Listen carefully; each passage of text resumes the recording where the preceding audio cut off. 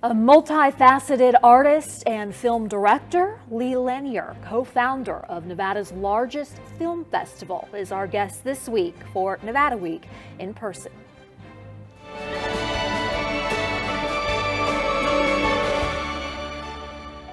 Support for Nevada Week in Person is provided by Senator William H. Hernstat. Welcome to Nevada Week in Person. I'm Amber Renee Dixon. His titles are too many to list, but include animator, author, and painter. And it was in the early 2000s when he and his wife started the Damn Short Film Festival in Boulder City.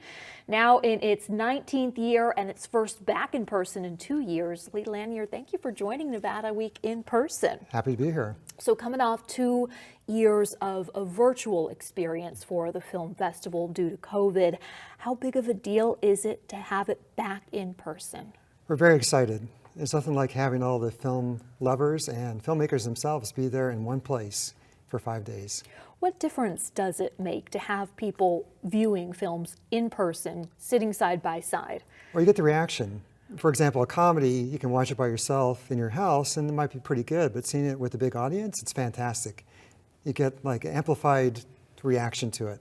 And then how do you utilize that reaction to determine what you're going to be showing in the coming film festivals, or even, I understand there's a certain day where you're showing some of the award-winning films and some of the more popular films. Yes, that's correct. Well, we try to program films we think our local audiences will like. So often we're in the back of the theater studying the reaction so we can tell which films are doing really well in a particular year and try to look for films that might be similar in future years. And in terms of the audience reaction, well, it's just great for the filmmakers to see that reaction for their film when it's shown in person. When you are trying to please the local viewer, as you had said, how would you describe, who is the average person that goes to the Damn Short Film Festival? Well, we have some statistics on it. It's about 30% Boulder City, 30% Las Vegas, 30% Henderson, 5% from out of state, and 5% from Los Angeles. Okay, and so what are they looking for? Just entertainment.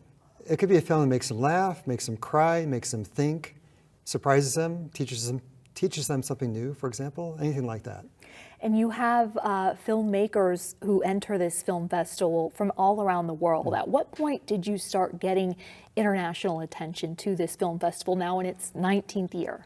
Fairly early on, within the first few years, but that's grown over the years, and now we have a very strong contingent from overseas. In fact, I think we've gotten films from almost every country in the world at this point.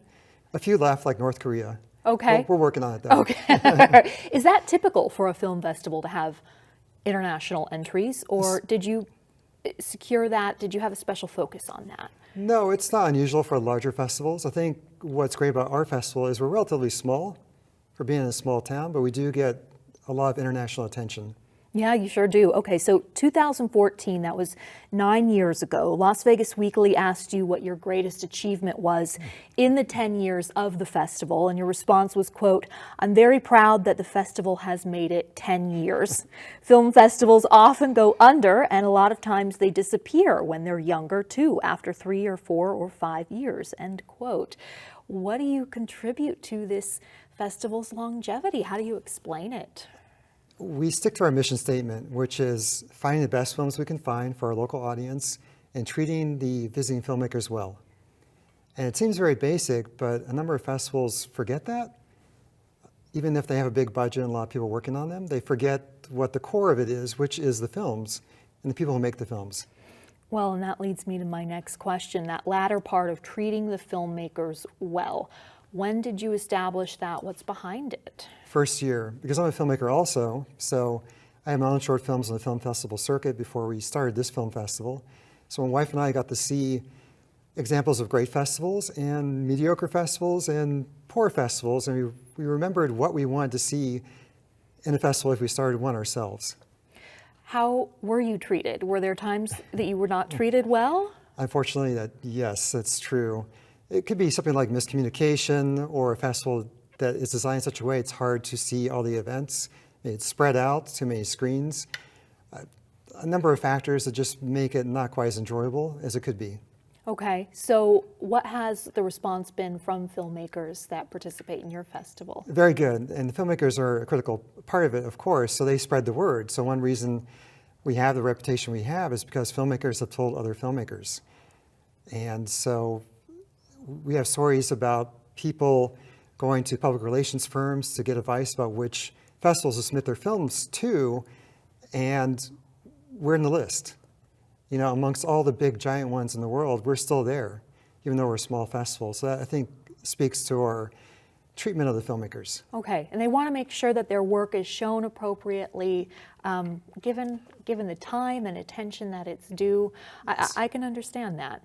And that brings up other issues like, you know, poor projection, not showing the film in the correct order, showing it in the wrong aspect ratio, poor sound, and things like that. They want to see their film presented nicely, like the way it should be, the way they intended, in front of an appreciative audience. And that attention to detail is something that they've implemented on their own in their own film, so they're expecting the same in return. What is life like as a filmmaker? You mentioned you are one yourself. It can be hard, especially with short films. It's not necessarily something you do to make a living. It's a passion project. So the filmmakers, myself included, put a huge amount of work into them. And then, you know, submitting it to a film festival to get an audience can be challenging because there's a lot of competition. So it might be hard to get into one in the first place. And then, of course, again, once you're there, you prefer to see it projected correctly, right? What are some of the highlights of this year's festival? Highlights. Well, aside from being in person, which we're very excited about, of Which course. is huge. Yes. A lot of good films. Every year is a little bit different in terms of the film content. For example, this year I really like the sci-fi films. We have 2 sci-fi programs. We have 2 animation programs, again, dear to my heart. And it's hard to pick because we get over 1,000 submissions and we pare that down to 150 or so. This year, 153. So there's really some of the best films in the world right now in terms of short films at our festival. So it's hard to pick a single program or a single film. How do you go about narrowing it down?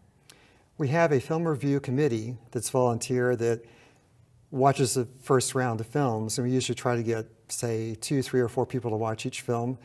They comment on the films, give recommendations, and then we have a small group of programmers who look at all the reviews, basically, and recommendations, and then we start to choose which films are going to be in the actual programs, and we start to arrange them. So it goes through 2 steps of trying to whittle it down. Okay. Why is a short film, what makes it special when compared to a feature film, in your opinion? Well, they're short, and they're like little gems. If they're done well, it's a really sweet little story in a very small package. And one great thing about short films is you can take risks because they're not as expensive, they don't take as long to make, and you can be a little bit more daring with your film work. So in some ways, the creativity is greater within short films than you would see in feature films. Oh, that's interesting. 1 to 40 minutes, I believe, is a short film? Yes, correct. And then when you describe a program or talk about a program, what does that entail for someone who may be going down to watch for the first time? Right. For us, we group the films thematically into programs. There might be, say, 4 to 12 short films within a program. So it might be a comedy program or a sci-fi program or a horror program or one of our genres. Oh, how neat. So you can pick what you want to see if you're a fan of comedy or animation, which is your specialty. Yes, you can pick and choose because they're thematic. Or you can see every single film, which some people do.